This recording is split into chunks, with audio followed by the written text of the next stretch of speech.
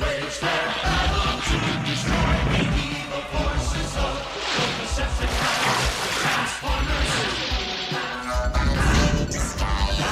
The Transformers.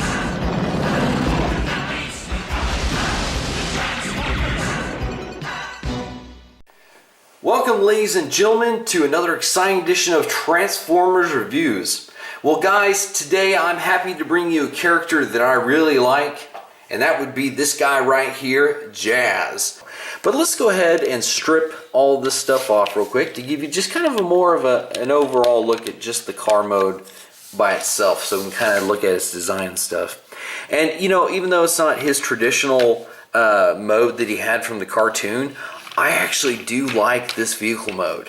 Now, the only complaint I would have is as much stuff as they put into it, this backside does seem kind of a little bare, and a lot of people seem to think that, you know, Repro Labels or Toy Hacks, whatever they're called now, they really do think that they'll probably go ahead and eventually release a kit to kind of help fill that in, which that'd be okay, that'd be kind of cool.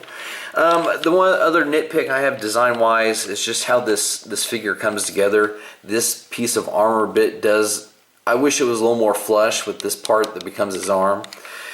Other than that, I just love the overall look of it. And like I said, even though it's not like G1 accurate, it's still pretty cool.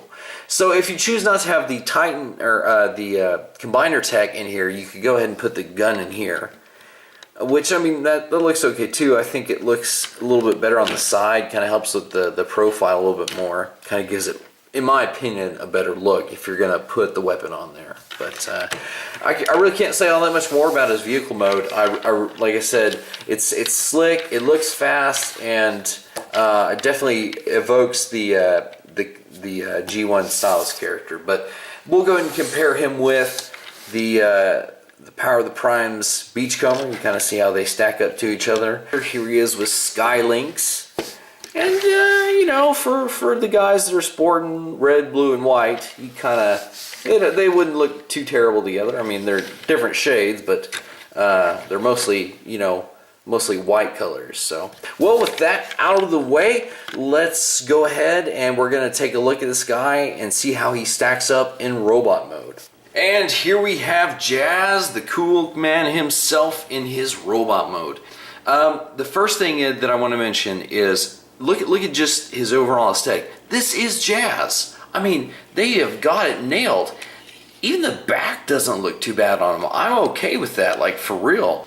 Now, the one thing that people have complained about, but it's not a real big deal for me, is you look at his head, it's overall really, really good.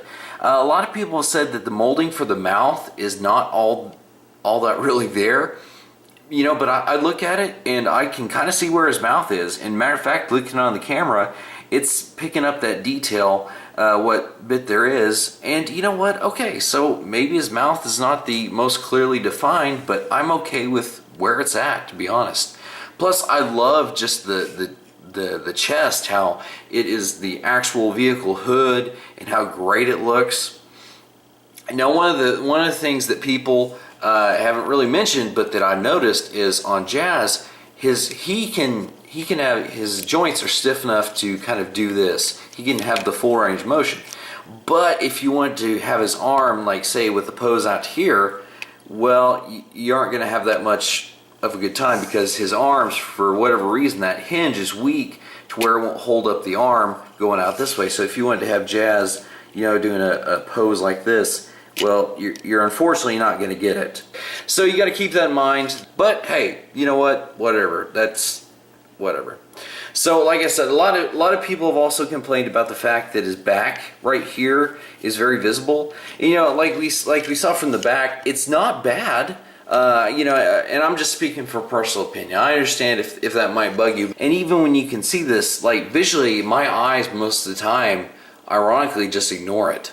One of the things that a lot of people, I don't know if they really mentioned it or not.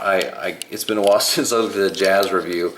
But when you look at his legs, you really kind of see that whenever you go to robot mode down here, there's really nothing that leg pegs into, so it just kind of sits in there.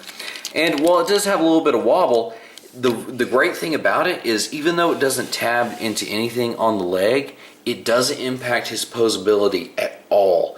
That is one of the things that I'm so pleased about, is if it doesn't, okay, so it doesn't peg in. Most of the time that's bad for a transformer. Jazz is able to defy that because he still has incredible range and posability in his knees. So, I mean, I'm digging it. That is totally cool. And, you know, I mean, this is one of my favorites of the new Power of the Primes line. Overall, robot mode, I think it looks, it's okay. I think probably his robot mode, just because of how closely it resembles his original appearance, I think it's a little bit stronger than his vehicle mode. Other than that, guys, that was a review of Power of the Primes Jazz. Hope you enjoyed it, and until next time, guys, we'll see you in another review.